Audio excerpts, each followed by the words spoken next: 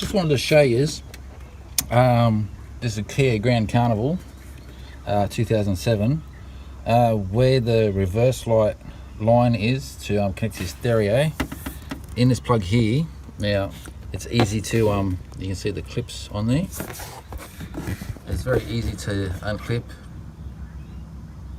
and both the case goes apart in two parts, and I soldered obviously a red wire. Didn't have to be red, but the red wire that's in here, that's the reverse wire live.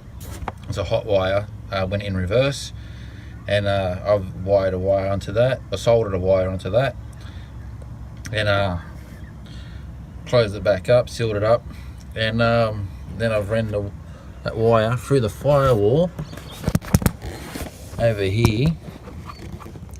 Now this can be removed, or can come away from the firewall, that is. There's a 10mm bolt there, a nut, sorry, and a 10mm nut on the other side. Then just pull that off, and there's a hole in the firewall there. And I've just used some tape there to wrap around the wire, so when I bolted this back on, I wasn't pinching that wire. And then that comes inside and connect it up to your stereo. So that's all this video is about. I'm not going to show you how to wire it up, but it does come in through.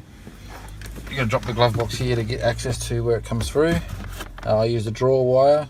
I use a bit of coax to use as draw wire, pushing it through. I saw that coax, got my hand in there, grabbed it, and fed it up to where the stereo is. And I'm working with somebody else's job pre getting this van. My sister only just got this van, so I'm just working with it now, and I'm working with stuff that other people have already modified. So I'm not going to go into that.